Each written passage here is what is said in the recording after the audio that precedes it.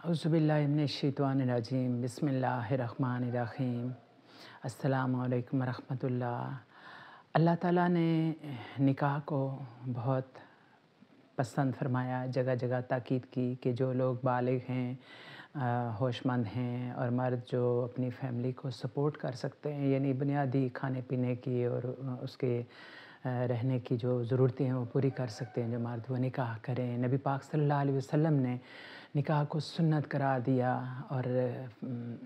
कहा कि जो जो निकाह नहीं करता वो हम में से नहीं। और फिर ये है कि आप सल्लल्लाहु अलैहि वसल्लम ने बीवी के इंतखाब के लिए भी कुछ रहनुमाई फ़रमाई और बताया कि 3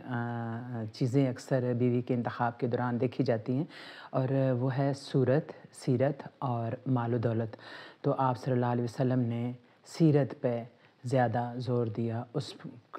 को ज़्यादा तरजीह देने की ताकीद की, और फिर वजाहत भी की कि दीनदार हो, यानी दीनदार। फिर आप सल्लल्लाहु अलैहि वसल्लम ने फ़रमाया कि बीवी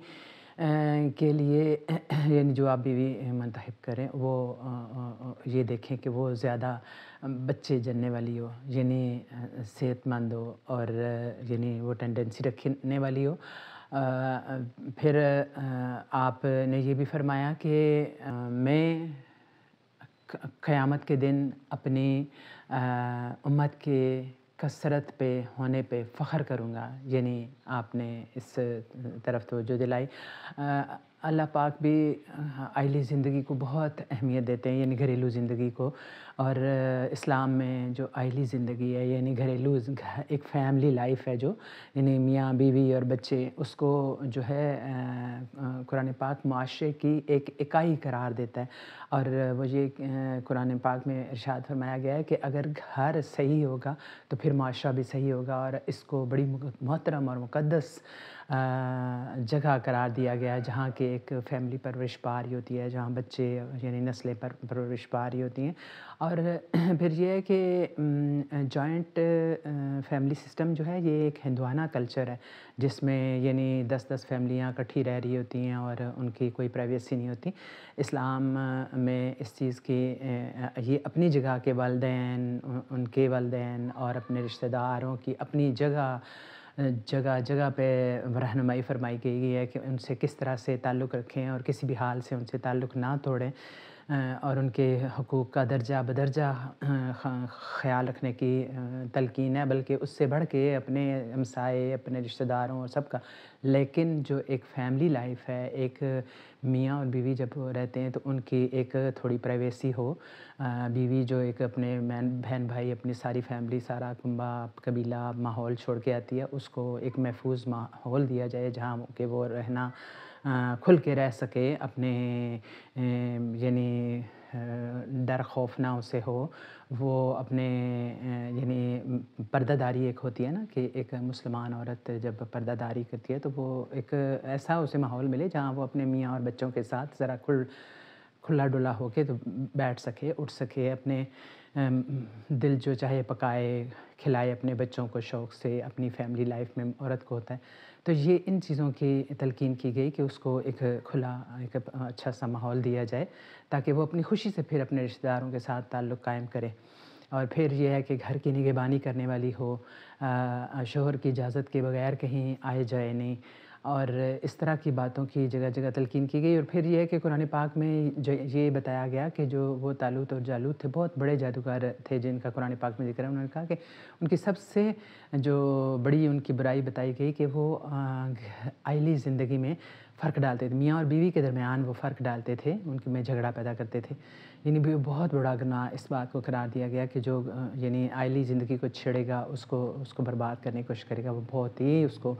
यानी एक माशरे की बुराई करार दी गई। और फिर ये बताया गया कि जी, एक माशरा अगर घर सही होंगे आपके, तो फिर आपका माशरा भी और आपके एज़ ए नेशन भी आप ठीक होंगे। फिर ये भी है कि अगर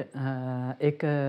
घर बहुत अच्छी तरह चल रहा है तो वेल एंड गुड, और उसमें फिर बार-बार मियाँ को भी तलक़ीन की गई कि अगर कोई बीवी की तुम्हें नापसंद हो تو ہو سکتا ہے اللہ نے اس میں کوئی بہتری تمہارے لیے رکھی ہو۔ بار بار تلقین کی گئی کہ اپنے گھروں کو نبھاؤ، اپنے جو مردوں کو بھی اور عورتوں کو بھی کہا گیا کہ اپنے فیملی کو بچائیں، اپنے اس کو سنبھالیں، اس میں عورت بھی میاں کے ساتھ بدتمیزی نہ کرے، اس کی کھانے پینے کا خیال رکھے، اس کے کپڑوں کا خیال رکھے، اس کی عزت و عفت کی حفاظت کرے۔ بار بار تلقین کی گئی ہے اس چیز کی، اور برداشت کرے اور اس طرح کی باتیں، لیکن پھر بھی اگر کسی طرح سے نبھا نہ ہو سکے تو پھر ایک اجازت بھی دی گئی، ایسا بھی نہیں کہ زندگی ایک عذاب بنا دے اور ایک یعنی بجائے آبادی کے تباہی کی طرف جب ایک چیز جا رہی ہو تو پھر یہ اجازت دی گئی کہ آپ علیحدہ بھی ہو سکتے ہیں، لیکن اس کو قرآن پاک میں ناپسندیدہ ترین چیز بتائی گئی، اور ناپسندیدہ ترین چیزوں میں سے ایک کیا بتائی گئی؟ طلاق۔ یعنی آپ علیحدہ ہو سکتے ہیں، آپ کو اجازت ہوتی ہے، زندگی کو عذاب نہ بنائیں، اپنے حوصلے کے ساتھ اگر آپ رہ سکتے ہیں، اگر آپ میں اتنا حوصلہ اور تدبر ہے کہ آپ تھوڑے سمجھتے ہیں کہ آپ پورے حالات کو سنبھال سکتے ہیں تو آپ رہیں، لیکن اگر ایک عذاب ہے تو گھر والوں کو بھی بتایا گیا اور میاں بیوی کو بھی اجازت دی گئی کہ وہ الگ ہو جائیں۔ اس میں پھر ہر طرح کی ہیں، یعنی ایک تو یہ ہے کہ بیوی مکمل بے حیائی کرتی ہو تب آپ اس کو کر سکتے ہیں۔ پھر یہ ہے کہ عورت بھی اگر ایک مرد کو ناپسند کرتی ہو تو وہ خلا لے سکتی ہے، یعنی اس کے سلوک ہمارے ہاں تو یعنی عدالتوں میں زیادہ تر یہی ہوتا ہے نا کہ وہ کہتے ہیں جی مار کٹائی، عورت کہتی ہے کہ وہ تشدد کرتا ہے مرد، تو اس لیے میں اس سے خلا لینا چاہتی ہوں، اور مرد یہ کہتا ہے جی عورت بے حیا ہے اس وجہ سے میں اس کو طلاق دینا چاہتا ہوں۔ حالانکہ جو اسلام ہے اس میں یہ تک کہا گیا کہ ایک عورت اس بنا پر بھی ایک خلا لے سکتی ہے کہ وہ سمپل اگر وہ کہہ دے کہ مجھے ایک مرد پسند نہیں ہے۔ نبی پاک صلی اللہ علیہ وسلم کی حیات مبارکہ میں ایک خاتون آپ کے پاس آئی اور اس نے کہا کہ میں طلاق لینا چاہتی ہوں، تو نبی پاک صلی اللہ علیہ وسلم نے پوچھا کہ تمہیں اس میں کیا عیب ہے، کیا اس میں خرابی ہے؟ تو اس نے کہا میں جھوٹ نہیں کہوں گی، اس میں عیب تو کوئی نہیں ہے، لیکن اللہ جب میں اس کو دیکھتی ہوں تو میرا دل چاہتا ہے کہ میں اس کے منہ پہ تھوک دوں۔ تو نبی پاک صلی اللہ علیہ وسلم نے اس کے میاں کو بلایا اور اس کو کہا کہ اس کو آپ طلاق دے دیں۔ تو باقی یہ ہے کہ یہ جو کہا جاتا ہے کہ جی ابا کہہ دیں تو طلاق دے دو، تو اماں کہہ دیں تو طلاق دے دو، یہ ایک واہیات قسم کی باتیں، ان کا کوئی جو صحیح حدیثیں مستند ان میں کوئی اس کا ذکر نہیں ملتا۔ تو باقی یہ ہے کہ آپ کے چچا ماما یا کوئی بھی بڑا کوئی مولوی صاحب بھی اگر کہہ دینا تو اس کی بھی میں سمجھتی ہوں کہ نہیں، آپ قرآن و سنت کو فالو کریں، اس میں جو بہت ہی صحیح رہنمائی ملی ہوئی ہے اس کو آپ فالو کریں۔ اور سورہ طلاق میں آپ دیکھیں تو بہت تفصیل کے ساتھ بتایا گیا ہے کہ کیا کیا مسئلے مسائل ہیں، اور ارشاد ہوتا ہے کہ ان عورتوں کو گھروں سے نہ نکالو، نہ وہ خود نکلیں، پھر جب وہ عورتیں اپنی عدت گزرنے کے قریب پہنچ جائیں تو تم کو اختیار ہے کہ ان کو قاعدے کے مطابق نکاح میں رہنے دو یا قاعدے کے مطابق رہائی دو، اور دو معتبر شخص گواہ کر لو، اور اللہ کے واسطے ٹھیک ٹھیک گواہی دو۔ اللہ جو شخص اللہ سے ڈرتا ہے اللہ اس کے لیے نجات کی راہ نکال دیتا ہے اور اس کو ایسی جگہ سے رزق دیتا ہے جہاں سے اس کو گمان بھی نہیں ہوتا۔ یعنی ہمیں اس میں کئی باتیں ہیں کہ سب سے پہلے تو یہ ہے کہ ہمارے یہاں یہ ہوتا ہے کہ ایک عورت کو طلاق دے دی جس بھی حال میں اس کو دھکے دے کے باہر نکال دو، یہ بھی ہرگز کسی طرح سے بھی چاہے کتنی بھی اس طرح سے کہتے ہیں کہ آپ مشکل سمجھیں، لیکن یہ ہے کہ اس عورت کو جب تک عدت نہیں اس کی پوری ہوتی تب تک اس کو آپ رکھنے کے مجازیں اپنے گھروں میں رکھیں۔ بے شک اسے ایک طلاق اگر دے چکے ہیں، ایون دو بھی دے چکے ہیں، تو تب بھی آپ اسے گھر میں رکھیں گے۔ ایون 3 کے بعد تو ویسے طلاق ہو جاتی ہے اور پھر کوئی صورت نہیں بنتی پھر تو، لیکن یہاں کیا ہے کہ یہاں 2 طلاق کے متعلق ہی کہا گیا ہے کہ 1 یا 2 جب دیں تو اس کو گھروں میں رکھیں، اور نہ وہ خود نکلیں اور نہ ہی مرد اس سے نکالیں۔ اس میں کئی اس میں مصلحتیں ہیں، یعنی کیا کہا گیا کہ اگر یعنی آپ اس کو گھر میں رہنے دیں گے تو ہو سکتا ہے کہ عورت بھی سوچے، اپنا رویہ بہت بہتر کر لے، جس سے شکایت تھی مرد کو وہ شکایت دور ہو جائے۔ پھر یہ ہے کہ مرد کو بھی احساس ہو جائے بہت ساری چیزوں کا، بچے ہوتے ہیں ان کو کون دیکھ بھال کرے گا، ان کی اپنا ایک گھر بسا ہوا ہے اس کو کون لک آفٹر کرے گا، کوئی پرانی اچھائی یاد آ جائے اپنی بیگم کی، تو ساتھ رہنے کے 100 طرح کے فائدے ہو سکتے ہیں کہ 2-3 مہینے میں جو ہے نا، جو عدت کے دن جب تک پورے ہوتے ہیں وہ ایک دوبارہ سے ریویو کر لیں، دوبارہ سے یعنی وہ کیا کہتے ہیں تجدید عہد کر لیں آپس میں کہ ہم ایسی کوئی جو چیزیں جن پہ وہ قابو پا سکتے ہیں، ایسے جو مسائل جن کو حل کر سکتے ہیں وہ حل کر کے تو دوبارہ سے ایک نئی یعنی حیات نو کی طرف بڑھ سکیں۔ ہو سکتا ہے یہ بہت ایک اچھا ایک ہو جائے۔ اس حکم کو یوں لینا چاہیے کہ یہ قرآن پاک کا یہ حکم ہے، یہ بلا وجہ نہیں ہے۔ پھر اس میں یہ انہوں نے کہا کہ جب عدت پوری ہو جائے اور تب تک آپ فیصلے پہ قائم رہیں دونوں کہ ہم نے طلاق ہی پہ قائم رہنا ہے، تو پھر مرد کو حکم دیا گیا کہ تب اس کو قاعدے کے مطابق اس کو یا تو اپنے پاس رکھ لو، رجوع کر لو، اور یا اس کو رہائی دے دو، یعنی اس کو گھر سے رخصت کر دو۔ ایسا بھی نہیں ہے ٹھیک کہ یعنی ہمارے یہاں طلاق تو ہو جاتی ہے لیکن عورت کو وہیں رہنے دیا جاتا ہے ایک عضو معطل کی طرح سے، ایک بیکار شے کی طرح سے۔ یہ نہیں ہے۔ اسلام اس چیز کی بڑی ہی کلیئر وضاحت دیتا ہے کہ ایک عورت کو جب ایک مرد اپنے سے جدا کر دیتا ہے تو وہ ایک ایسے گھر میں جہاں پہ اس کا کوئی خونی رشتہ دار نہیں ہے، جہاں پہ اس کے کوئی اور بڑا کوئی اس کا تعلق نہیں ہے، تو وہ